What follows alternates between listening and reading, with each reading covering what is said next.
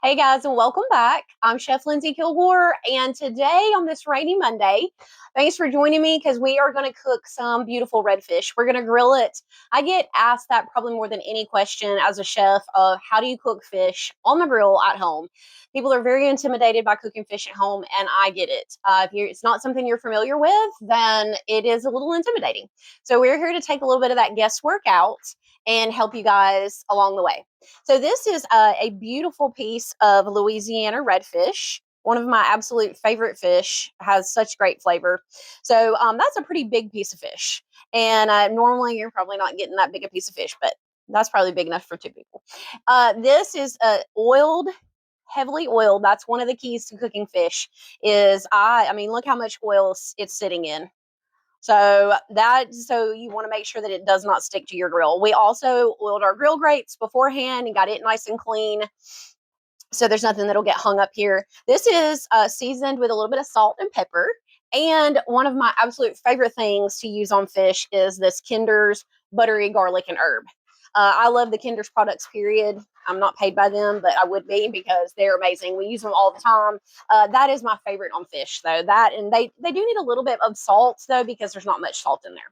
So we are going to go ahead and get our redfish on the grill. Now, I just seasoned one side, the top side of that fish. Look how hot that grill is. You want to make sure your grill is good and hot before you get your fish on there. We're going to close that lid. We're going to give it time to cook. Don't mess with it. That's one of the keys to cooking fish too. Cooking any kind of protein on the grill is do not mess with it. Let it cook and leave it alone. And then you can check on it in a little bit. And we use this really nice spatula. So it's not a really nice looking spatula because it's been used a lot. But this is just a Dexter spatula, but this is a really thin spatula. It's perfect for getting grilled fish off the grill grates without it sticking because it's so thin and it's sharp. My husband actually sharpens this thing. It slides right under the fish, and I'm going to show you how to do that in just a second. We're going to let our fish cook, and we're going to get right back to it. All right, let's check our fish. Oh, it's looking so good. All right, so we are ready to flip. You know how I know that is because it is losing a lot of that translucent quality right here on the ends and on the sides. It's turning white. We want to loosen it just a little bit. That's one reason having a thin metal spatula is good. You loosen it first, then you flip that.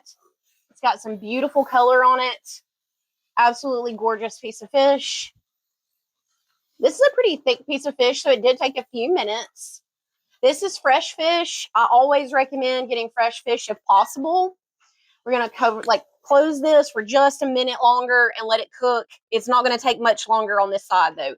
So it will carry over cook, so we're going to take it off right before it's done so that when it's sitting here, it's going to continue to cook and carry over cook. That way you don't have overdone fish. This is fresh fish. Always recommend that. But if you cannot get fresh fish, I understand that sometimes that is just not an option for some people. If you get frozen fish, the difference between frozen and fresh is there's a lot of water that is held in frozen fish. So just make sure that you're really patting that fish dry.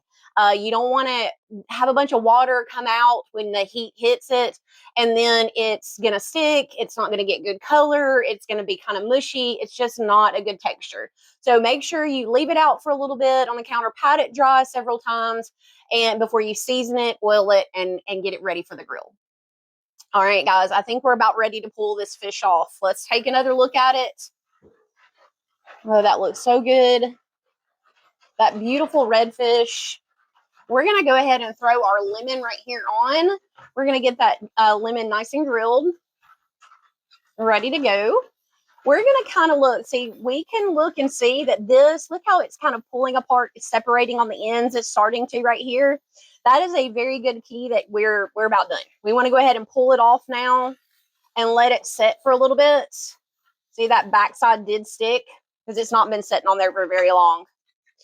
All right, guys, so we're good and plated right here. Absolutely beautiful piece of fish.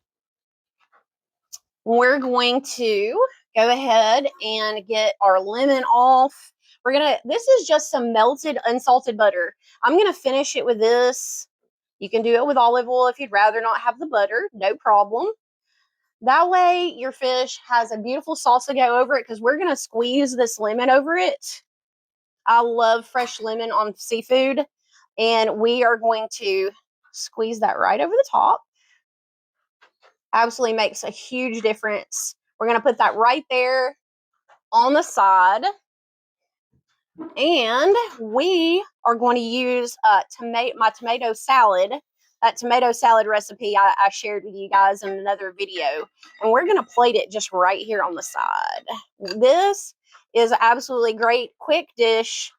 We use this a lot when we come home in the evenings. We're tired. We've been working all day. We come out here, cut the gas grill on the porch, throw a piece of fish on, and make this tomato salad. And it is a healthy, wonderful summer dish that you can have very quickly.